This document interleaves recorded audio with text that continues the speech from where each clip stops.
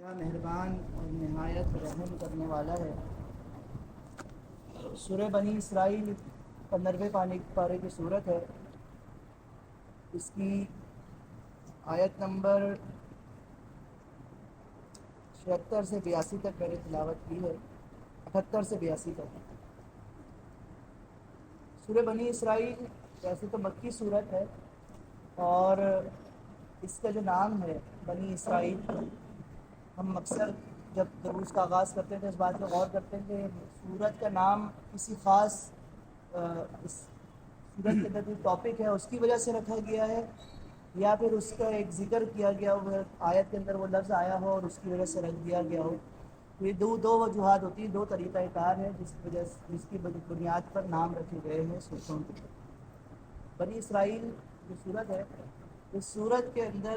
اس یعنی قوم کا، بنی اسرائیل کا ویسے کوئی ذکر یا اس کے حوالے سے کوئی باقاعدہ کوئی ٹاپک موجود نہیں ہے۔ آیت نمبر 4 کے اندر لفظ بنی اسرائیل آیا ہے، وَقَضَيْنَا إِلَىٰ بَنِي إِسْرَائِيلَ إِلَى الْكِتَابِ، اس کا ذکر آیا ہے بنی اسرائیل لفظ کا، جو ایک جزوی سا ان کا ذکر آیا، تو اس عنوان سے چوتھی آیت کے مماثلت سے، مناسبت سے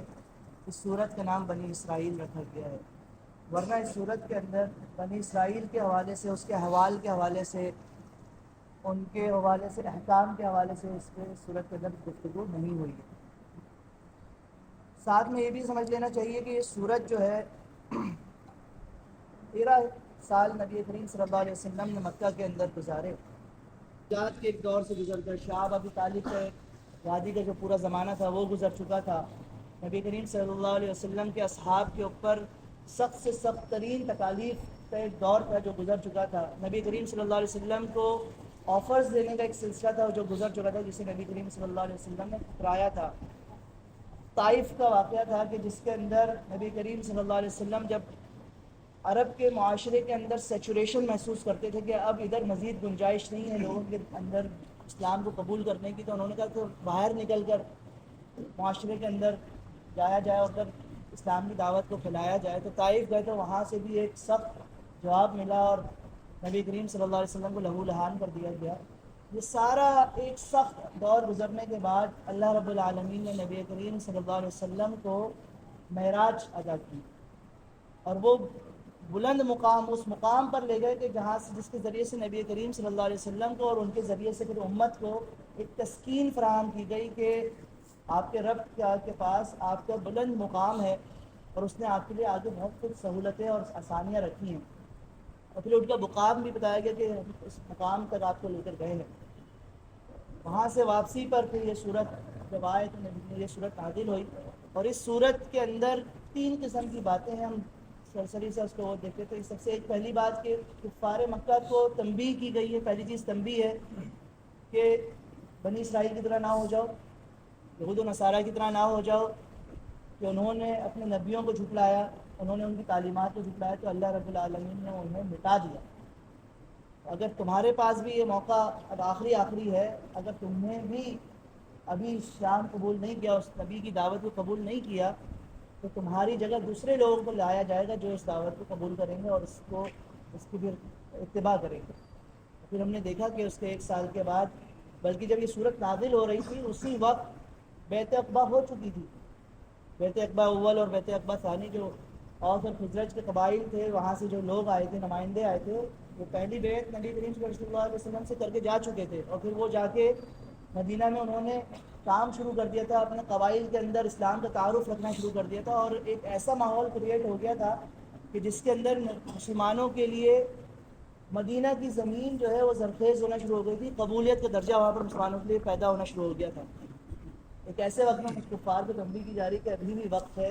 اس کی اتباع کر لو، رسول کی بات مان لو، اس کے حکم کو بجا لاؤ، اس پر ایمان لے آؤ، ورنہ تمہارے ساتھ بھی وہی سلوک ہوگا جو بنی اسرائیل کے ساتھ کیا۔ دوسری چیز جو اس صورت کے اندر ہمیں ملتی ہے وہ ہے کہ فہم کے ساتھ تفہیم کی گئی، سمجھایا گیا کہ وہ کون سی چیزیں ہیں جس سے تم خسارے میں رہو گے، اور وہ کون سے طریقہ کار ہے کہ جس کے ذریعے نتیجے کے اندر تم اسے اڈاپٹ کرو گے تو تمہارا فائدہ ہوگا۔ اور اس طریقے سے توحید کی اور قرآن کی، نبوت کی، ان سب چیزوں کے بارے میں بڑے دلائل دیے گئے افہام باقاعدہ تفہیم کی گئی، سمجھایا گیا۔ اور تیسرا کام اس صورت کے اندر پھر کیا گیا کہ تعلیم یہ دی گئی، علم یہ دیا گیا کہ جو آگے نبی کریم صلی اللہ علیہ وسلم ایک ریاست قائم کرنے جا رہے ہیں، اس کا خد و خال کیا ہوگا، اس کے اندر اخلاقی اور تمدنی وہ تعلیمات کون سی ہوں گی کہ جس کے نتیجے کے اندر ایک اسلامی ریاست یا ایک اسلامی سانچہ تشکیل پائے گا، وہ خصوصیات کون کون سی ہوں گی اس معاشرے کی، ان کا ذکر اس صورت کے اندر کیا گیا۔ یہ صورت کے ایک مختصر سا تعارف ہے۔ اب ہم اس کی ترجمے کی طرف آتے ہیں اور پھر اس کے سمجھنے کی کوشش کرتے ہیں۔ آیت نمبر 78 میں اللہ رب العالمین ارشاد فرماتے ہیں کہ اقیم الصلاۃ لدلوک الشمس الی غسق اللیل، نماز قائم کرو زوال آفتاب سے لے کر رات کے اندھیرے تک، وقرآن الفجر، اور فجر کے قرآن کا بھی انتظام کرو۔ یہاں نماز کی اہمیت یہ بھی ذہن میں رہے کہ معراج ہی کا وہ موقع تھا، 12 سال کے بعد، نبوت کے 12 سال تک نماز فرض نہیں ہوئی تھی۔ نبوت کے 12ویں سال جب معراج ہوئی ہے، اس وقت نبی کریم صلی اللہ علیہ وسلم کو جو تحائف وہاں سے ملے اللہ رب العالمین کی جانب سے، اس میں سے 5 نمازیں فرض کی گئیں۔ ویسے تو 50 نمازیں فرض ہوئی تھیں، مگر جب نبی کریم صلی اللہ علیہ وسلم سے آسمان واپس آنے لگے تو ابراہیم علیہ السلام سے ملاقات ہوئی، انہوں نے پوچھا کہ کیا اللہ رب العالمین نے معاملہ فرمایا، تو جب بتایا گیا کہ 50 نمازیں فرض کی گئی ہیں تو انہوں نے خاموشی اختیار کی۔ اور جب اور نیچے آئے اور موسیٰ علیہ السلام سے جب مکالمہ ہوا تو انہوں نے کہا کہ میں بنی اسرائیل کا حال دیکھ چکا ہوں، آپ کو بھی خبردار کرتا ہوں، آپ اللہ رب العالمین کے پاس واپس جائیے اور اس میں کچھ تخفیف کروائیے، اس میں کچھ آسانی فرمائیے۔ نبی کریم صلی اللہ علیہ وسلم حضرت موسیٰ کی نصیحت کے، ان کے کہنے پر واپس اللہ رب العالمین کے پاس گئے اور 5 نمازیں کم ہو گئیں، اور یہ سلسلہ چلتا رہا۔ بار بار موسیٰ علیہ السلام کہتے ہیں نہیں یہ بھی نہیں ادا کر پائیں گے، آپ واپس جائیں۔ کرتے کرتے 5 نمازیں رہ گئیں، اور حضرت موسیٰ نے پھر کہا کہ یہ بھی ادا نہیں کر پائیں گے، آپ اس میں بھی کچھ تخفیف فرمائیں۔ تو نبی کریم صلی اللہ علیہ وسلم نے فرمایا کہ مجھے حیا آتی ہے اب، اور مجھے اس بات کا بھی ڈر ہے کہ ایسا نہ ہو کہ یہ جو 5 نمازیں یہ بھی واپس لے لیجیے۔ تو پھر غیب سے ایک آواز آتی، تفاسیر میں آتا ہے کہ ہیں تو یہ 5 نمازیں مگر ان کا اجر جو ہے 50 نمازوں کے برابر ہی رہے گا۔ تو یہ جو نماز فرض کی گئی، اسی کے بارے میں ایک اجمالی سا حکم قرآن کے اندر ارشاد فرمایا گیا کہ نماز قائم کرو زوال آفتاب سے لے کر رات کے اندھیرے تک۔ زوال آفتاب جب آسمان سورج جو ہے سوا نیزے پہ آ جاتا ہے تو اس وقت نماز کچھ لمحوں کے لیے حرام ہوتی ہے، یعنی سورج جو ہے وہ علامت تھی مشرکین کی ایک عبادت کی، بہت بڑی عبادت، یعنی وہ اس کی عبادت کیا کرتے تھے۔ سورج بہت سے معبودوں میں سے ان کا ایک، یعنی عبادت جس کی عبادت کیا کرتے تھے، وہ ایک بہت بڑی علامت تھی۔ سورج کے چڑھنے کے وقت، سورج کے بالکل سوا نیزے ہونے کے وقت، اور پھر جب غروب ہونے لگتا ہے اس وقت کچھ لمحوں کے لیے نماز کو منع فرمایا گیا، اس کو حرام قرار دیا گیا، منع کیا گیا، تاکہ جو ہے وہ ان سے مماثلت بھی نہ ہو اور ان کی مشابہت بھی نہ ہو۔ زوال آفتاب کہ جب سوا نیزے سے جیسے ہی ڈھلکے، سوا نیزے سے جیسے ہی دوپہر کا وقت ہو، جیسے ہی ڈھلکے اس وقت نماز قائم کرو، یعنی اشارہ کیا گیا کہ ظہر کی نماز سے لے کر الی غسق اللیل، اور رات کی تاریکی تک نماز کو قائم کرو۔ وقرآن الفجر، اور ادھر مفسرین کہتے ہیں کہ یہاں پر 2 معنی لیے جا سکتے ہیں، تو قرآن، فجر کے وقت قرآن کی تلاوت کرو، اور دوسرا معنی یہ ہے کہ اللہ رب العالمین نے نماز کے لیے قرآن پاک کے اندر کبھی کہا کہ تسبیح بیان کرو، کبھی کہا کہ حمد بیان کرو، کبھی کہا کہ ذکر کرو، ان سب چیزوں کو نماز کی طرف اشارہ کیا گیا۔ اور یہاں پر مفسرین کہتے ہیں کہ وہ قرآن الفجر، اور فجر کی یعنی نماز کی طرف اشارہ کیا گیا اور نماز قائم کرو۔ اس طریقے سے 5 نمازوں کا جو حکم ہے وہ اس آیت کے اندر دیا گیا کہ زوال آفتاب سے لے کر رات تک، یعنی ظہر سے لے کر عشاء تک یہ نمازیں قائم کرو، اور پھر فجر کی نماز اس کا قائم کرو۔ اور یہ جو حکم ہوتا ہے قرآن کے اندر اجمالاً ہی آیا ہے۔ اس کے بعد حضرت ابن عباس رضی اللہ کہتے ہیں کہ نبی کریم صلی اللہ علیہ وسلم نے فرمایا کہ میرے پاس جبریل امین آئے اور انہوں نے مجھے نماز پڑھنا سکھائی، اور نماز ڈیٹیل سکھائی، اور نماز کے اوقات جو اس کے اندر اجمالاً ذکر کیے گئے ہیں کہ الی غسق اللیل، اقیم الصلاۃ لدلوک الشمس الی غسق اللیل، یہ جو اشارتاً کنایتاً یہ جو نماز کا اجمالاً حکم دیا گیا، اس کو پھر جبریل امین نے آ کر اس کی تفصیل بیان کی نبی کریم صلی اللہ علیہ وسلم کو آئے، اور نبی کریم صلی اللہ علیہ وسلم نے فرمایا کہ انہوں نے مجھے فجر ظہر کی نماز پڑھائی ایک ایسے وقت میں کہ جب سورج ابھی ڈھلا ہی تھا، اور سایہ ایک جوتی کے تسمے سے زیادہ، یعنی جیسے سوا نیزے پہ ہوگا تو کسی چیز کا کوئی سایہ نہیں ہوتا، جیسے ہی انکلائنڈ ہونا شروع ہوگا، زوال ہونا شروع ہوگا تو سایہ بننا شروع ہوتا ہے. تو اتنا یعنی جیسے ہی زوال کا فتح یعنی زوال ہونا شروع ہوا تو انہوں نے نماز پڑھائی نبی کریم صلی اللہ علیہ وسلم کو، یعنی اول وقت میں ظہر کے بالکل اول وقت میں جیسے نماز کا وقت شروع ہوتا ہے اس وقت نماز پڑھائی نبی کریم صلی اللہ علیہ وسلم کو ظہر کی. اور پھر عصر کی نماز اس وقت پڑھائی کہ جب کسی چیز کا سایہ اس کے بالکل اس کے اپنے قد کے برابر ہو جاتا ہے. یعنی یہ بھی وہ وقت ہے کہ جب ظہر کے نماز کا وقت ختم ہوتا ہے اور عصر کی نماز کا وقت شروع ہوتا ہے. تو عصر کے جو وقت آغاز ہوتا ہے یعنی جب بالکل ایکول بالکل سایہ ہو جائے اس وقت عصر کی نماز پڑھائی، اور پھر مغرب کی نماز پڑھائی اس وقت کہ جب روزہ افطار کرنے کا وقت ہوتا ہے، اور پھر عشاء کی نماز پڑھائی کہ جیسے ہی شفق غروب ہوا یعنی شفق ختم ہوا سے فوراً اول وقت میں عشاء کی نماز پڑھائی. اور اگلے دن آئے تو اگلے دن پھر نبی کریم صلی اللہ علیہ وسلم کو انہوں نے ظہر کی نماز اس وقت پڑھائی کہ جو پچھلے دن عصر کی نماز کے وقت پڑھائی تھی، یعنی کہ جب سایہ بالکل کسی چیز کا اس کے برابر ہوتا ہے. اور عصر کی نماز اس وقت ادا فرمائی کہ جب کسی چیز کا سایہ اس کے دگنا ہو جاتا ہے، یعنی اس کے اختتامی وقت کے وقت پڑھائی گئی. اور پھر عصر مغرب کی نماز پھر وہی افطار کے وقت، اور پھر اس کے بعد عشاء کی نماز 1/3 رات گزرنے کے بعد پڑھائی، یعنی آخری وقت میں نماز عشاء پڑھائی گئی. یعنی یہ وہ آیت تھی کہ جس کے ذریعے سے نبی کریم صلی اللہ علیہ وسلم کو اور امت کو جو ہے قرآن کریم کے اندر اجمالاً بتایا گیا. اور پھر بعد میں حضرت جبریل امین نے آ کر نبی کریم صلی اللہ علیہ وسلم کو اور امت کو نماز کے اوقات کار اور نماز کے طریقہ کار سمجھایا. نماز کی اہمیت ہم اگر قرآن پہ جائزہ لینا ہے تو تقریباً یعنی اگر آپ کسی بھی سرچ انجن پہ کسی بھی انسائکلوپیڈیا پہ قرآن کی جو انسائکلوپیڈیا ہیں یا ایسی اپلیکیشن موجود ہیں تو صرف آپ ایک لفظ نماز اردو میں لکھتے ہیں یا عربی میں لکھتے ہیں یا رومن میں لکھتے ہیں، کسی بھی اس میں لکھتے ہیں، آپ کو اس کی ایک تعداد فوراً آ جائے گی قرآن میں کتنی مرتبہ اس کا ذکر آیا ہے. یعنی کسی چیز کی بار بار تذکیر اسی وقت کی جاتی ہے جب اس کی اہمیت ہوتی ہے، اس کی وقت ہوتی ہے. تو میں نے جب اس کو سرچ کیا تو مجھے تقریباً 86-87 مرتبہ اس کے وہ ریفرنسز ملے کہ قرآن پاک کے اندر لفظ نماز کا ذکر موجود ہے، اپنے یعنی صلاۃ کی صورت کے اندر لفظ موجود ہے. تو امت کو یہ جو تحفہ دیا گیا اس کی اہمیت کا اندازہ اس سے بھی ہوتا ہے. اور یہ اوقات کار یقیناً مسلمانوں کے لیے ایسا ہے کہ نماز کے ذریعے سے تقویت ملتی ہے. نماز کے ذریعے سے جو ہے جو اقامت الدین میں کام کرنے والے لوگ ہیں، جو نبی کریم صلی اللہ علیہ وسلم کی اس دین کو لے کر اٹھے ہیں، ہم سب جو مسلمان ہیں ان کی جو روحانی تربیت ہے، یعنی جو نبی کریم صلی اللہ علیہ وسلم اس سے کیا کرتے تھے کہ دن بھر اپنے معمولات زندگی کے اندر ریاست کے معاملات کے اندر مشغول رہتے تھے، جہاد کے اندر مصروف رہتے تھے، مگر اس کے باوجود تھکے ہارے آنے کے بعد رات میں اپنے رب سے لو لگاتے تھے. تو یہ نماز جو ہے وہ ہماری کہتے ہیں نا غذا ہے، ہمارے روح کی غذا ہے. اور اسی سے ہمیں اپنے دیگر معاملات اپنے رب سے تعلق قائم کرنے کے لیے اس سے تقویت ملتی ہے. اگر ہم یہ کام چھوڑ دیں یا اس کے اندر کوتاہی برتنے لگ جائیں تو اس کا یہ مطلب ہے کہ ہم دیگر جو کام کر رہے ہیں اس میں ہم شاید رب کے ساتھ کنیکشن نہیں بنا پا رہے، ہم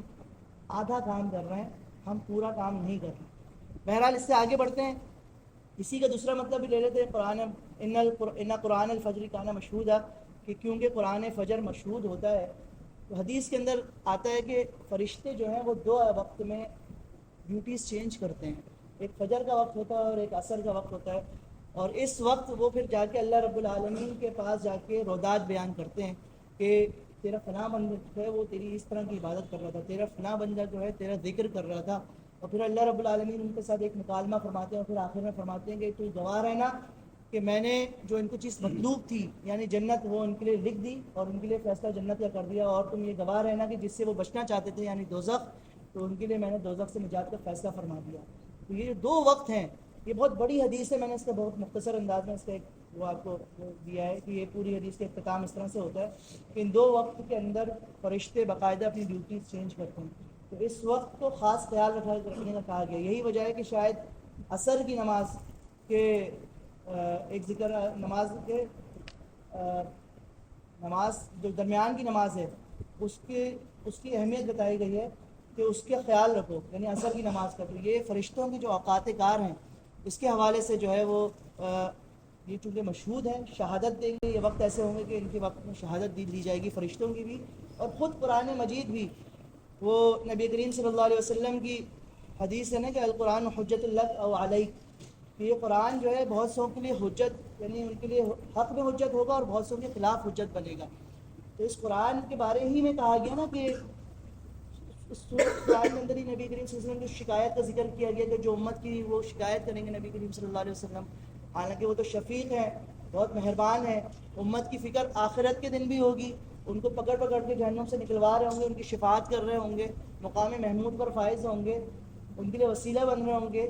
ان کے لیے امت کے لیے رو رہے ہوں گے، یعنی عرش پہ رکے ہوئے ہوں گے اور بار بار اللہ رب العالمین سے التجا کر رہے ہوں گے کہ میری اس امت کو ادھر وہ کچھ لوگ اور بھی رہ گئے انہیں بھی نکال لیجیے۔ تو اللہ تعالیٰ بار بار ان کی اس سفارش کو قبول کرتا رہے گا، یہاں تک کہ صرف وہ لوگ رہ جائیں گے جو شرک کرتے تھے۔ تو اتنی محبت کرنے والا رب، اتنی محبت کرنے والا نبی محمد صلی اللہ علیہ وسلم اس دن اس امت کی شکایت کریں گے نا کہ وقال الرسول، تو رسول کہیں گے یا ربی، اے میرے رب، ان قوم اتخذوا هذا القرآن مہجورا، کہ بے شک میری قوم نے اس قرآن کو مذاق سمجھ کے چھوڑ دیا تھا۔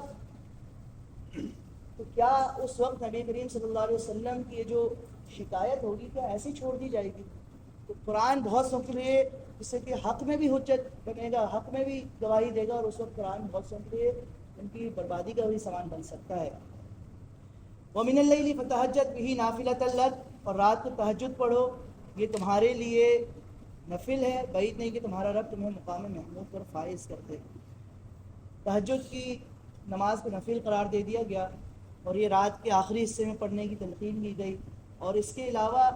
نبی کریم صلی اللہ علیہ وسلم کے لیے مخصوص کہا گیا کہ اس کا انتظام کرو، اس کے کثرت سے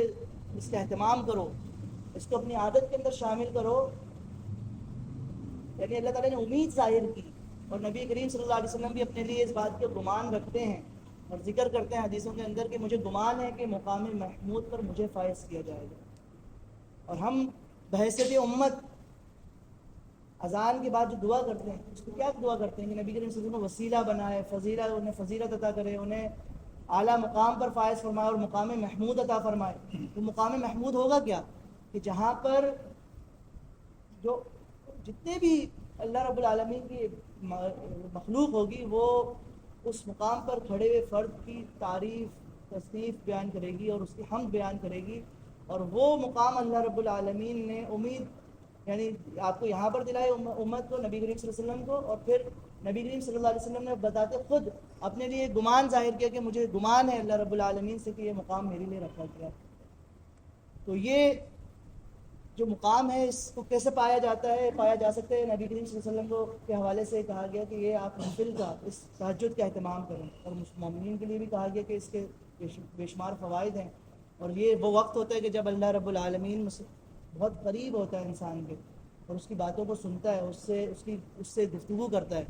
اور پھر اس کے بعد فرمایا گیا وَقُلْ رَبِّ أَدْخِلْنِي مُدْخَلَ صِدْقٍ وَأَخْرِجْنِی مُخْرَجَ صِدْقٍ وَاجْعَلْنِی مِن لَّدُنْکَ سُلْطَانًا نَصِیرًا، اور دعا کرو، یہ دعا سکھائی گئی کہ اے پروردگار مجھ کو جہاں بھی لے جائے سچائی کے ساتھ لے جا، حق کے ساتھ لے جا، یعنی کہیں سے نکال اگر تو وہاں سے مجھے سچائی کے ساتھ ہی نکالنا، اس کے علاوہ کوئی غرض نہ ہو، حق کے لیے نکالنا، اور جہاں سے بھی نکال سچائی کے ساتھ نکال، اور اپنی طرف سے ایک اقتدار کو میرا مددگار بنا دے۔ یعنی اقتدار کیوں؟ یہ کیوں دعا سکھائی کہ اقتدار کی دعا مانگو؟ اقتدار دراصل یہ جو دین کا نفاذ ہے نا، یہ اس اقتدار اس کو سپورٹ فراہم کرتا ہے، ایک سپورٹ سسٹم دیتا ہے۔ اس کے بغیر دین کے نفاذ کرنا